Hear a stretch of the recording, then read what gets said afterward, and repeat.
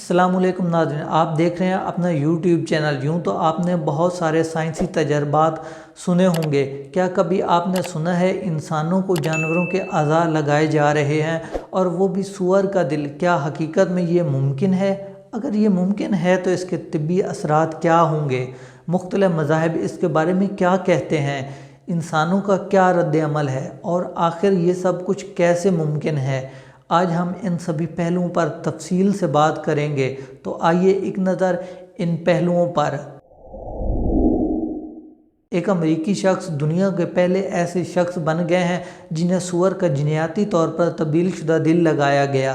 57 سالہ David Bennett کے بارے میں ڈاکٹرز کا کہنا تھا کہ وہ اتنے صحت مند تو نہیں جتنا انسانی دل حاصل کر کے ہو سکتے تھے، مگر اب 7 گھنٹے طویل تجرباتی علاج کے 3 دن بعد بھی وہ کافی بہتر محسوس کر رہے ہیں۔ اس سرجری کو نہایت اہم طبی پیش رفت قرار دیا جا رہا ہے، کیونکہ اس سے ٹرانسپلانٹ کے لیے انتظار کا وقت کم ہو جائے گا اور دنیا بھر میں مریضوں کی زندگیاں بدل جائیں گی۔ مگر کچھ لوگ ایسے علاج کے اخلاقی جواز پر بھی سوال کر رہے ہیں۔ تنقید کرنے والے ایسے ٹرانسپلانٹ سے مریضوں کے تحفظ، جانوروں کے حقوق اور مذہبی خدشات کا اظہار کر رہے ہیں۔ آئیے سب سے پہلے طبی اثرات پر بات کرتے ہیں۔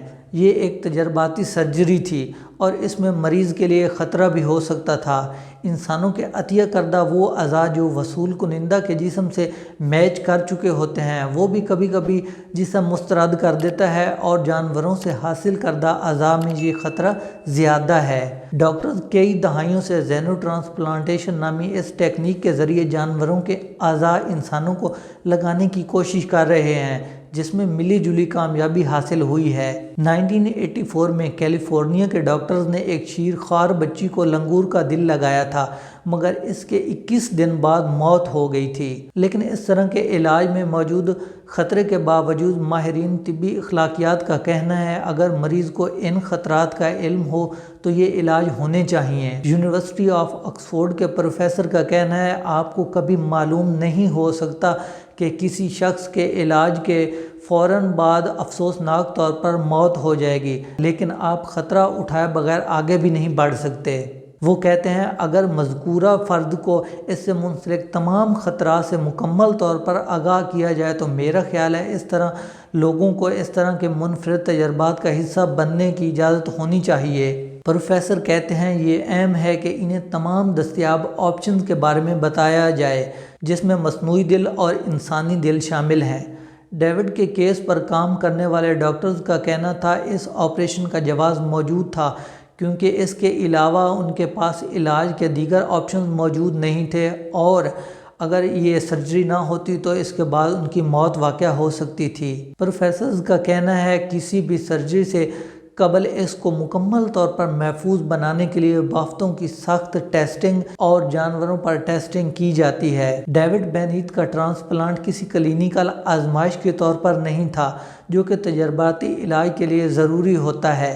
اس کے علاوہ انہیں جو دوائیں دی گئی تھیں انہیں اب تک انسانوں کے علاوہ موجود حیوانات یعنی بندروں، لنگوروں یا بن مانسوں میں نہیں آزمایا گیا تھا۔ مگر میری لینڈ اسکول آف میڈیسن کی ڈاکٹر جو ڈیوڈ کے علاج کی منصوبہ بندی میں شامل تھیں، ان کا کہنا ہے اس آپریشن کی تیاری میں کوئی کسر نہیں چھوڑی گئی تھی۔ انہوں نے بتایا ہم نے یہ کام لیبارٹری میں بندروں پر کئی دہائیوں تک کیا اور اس نقطے تک پہنچنے کی کوشش کی جہاں یہ علاج کسی انسان کو فراہم کرنا محفوظ ہو۔ اب بات کرتے ہیں جانوروں کے حقوق کے حوالے سے۔ اس علاج نے انسانوں میں اعضاء کی منتقلی کے لیے سوروں کے استعمال پر ایک مرتبہ پھر سخت بحث چھیڑ دی ہے، اور انسانی حقوق کے کئی گروہ اس کے مخالف ہیں۔ People for ethical treatment of animals یعنی پیٹا نامی تنظیم نے دل لگانے کو غیر اخلاقی، خطرناک اور وسائل کا بے تحاشا ضیاع قرار دیا ہے۔ پیٹا کا کہنا ہے جانور اوزاروں کی کوئی دکان نہیں جنہیں لوٹ لیا جائے، بلکہ یہ پیچیدہ اور ذہین جاندار ہوتے ہیں۔ جانوروں کے حقوق کے لیے سرگرم کارکنوں کا کہنا ہے کہ جانوروں کے جینز میں تبدیلی کر کے انہیں انسان کے قریب لانا غلط ہے۔ واضح رہے جس سور کا دل ڈیوڈ بینیٹ کو لگایا گیا تھا اس کے 10 جینز میں تبدیلی کی گئی تھی تاکہ ڈیوڈ کا جسم اس دل کو مسترد نہ کرے۔ آپریشن کی صبح سور کا دل نکال لیا گیا تھا۔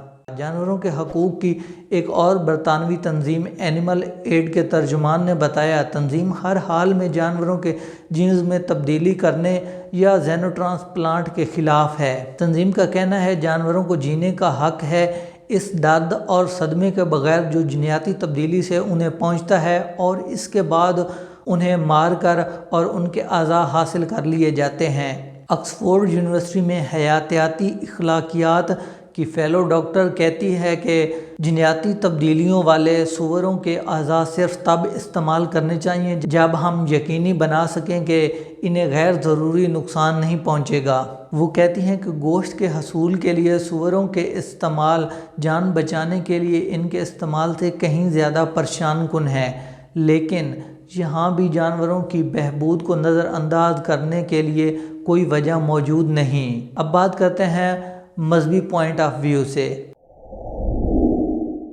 اس کے علاوہ ان لوگوں کے لیے بھی پریشانی ہو سکتی ہے جنہیں جانوروں سے اعضاء حاصل کرنے میں مذہبی پابندیوں کا سامنا ہوگا۔ سوروں کو اس لیے منتخب کیا جاتا ہے کیونکہ ان کے اعضاء کا سائز انسانی اعضاء کے قریب ترین ہوتا ہے اور سوروں کی افزائش اور پرورش کرنا آسان ہے۔ مگر سوروں کے حوالے سے سخت پابندیوں کے حامل مذاہب، یہودیت اور اسلام کے ماننے والوں پر اس کے کیا اثرات مرتب ہوں گے یہ دیکھنا باقی ہے۔ ویسے تو یہودی مذہبی قانون میں سوروں کی پرورش اور اسے کھانے پر پابندی ہے، مگر لندن کے ایک سینئر ربی ڈاکٹر موشے فریڈمین کا کہنا ہے سوروں سے دل کا حصول یہودی ضوابط خوراک کی کسی بھی طرح خلاف ورزی نہیں ہے۔ ڈاکٹر موشے فریڈمین برطانوی محکمہ صحت کے اخلاقی مشاورتی گروپ کے بورڈ میں بھی شامل ہیں۔ انہوں نے بتایا چونکہ یہودی قانون میں بنیادی اہمیت انسانی جان بچانے کی ہے، اس لیے اگر جانور سے اعضاء کا حصول کسی انسان کو جینے کا بہترین امکان اور مستقبل میں بہترین معیار زندگی فراہم کر سکتا ہے تو کسی یہودی مریض پر کسی جانور سے اعضاء کا حصول لازم ہو جائے گا۔ اب بات کرتے ہیں اسلام کے بارے میں۔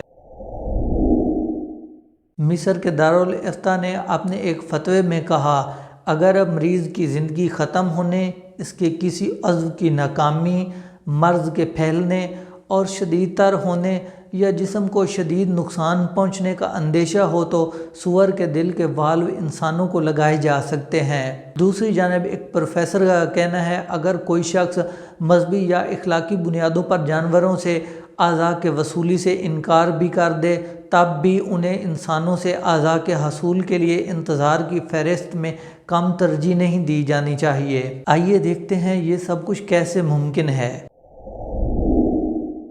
جب کسی انسان کا کوئی عضو ٹرانسپلانٹ مقصود ہو، سب سے پہلے ٹیسٹ کیے جاتے ہیں تاکہ اس کی میچنگ کنفرم کی جا سکے اور انسانی جسم اسے آسانی سے قبول کر لے۔ مگر جانوروں کے کیس میں میچنگ کرنے کے لیے ضروری ہے کہ اس جانور میں جینیاتی تبدیلیاں کی جائیں اور ان کے اعضاء کو انسان کے قابل بنایا جائے۔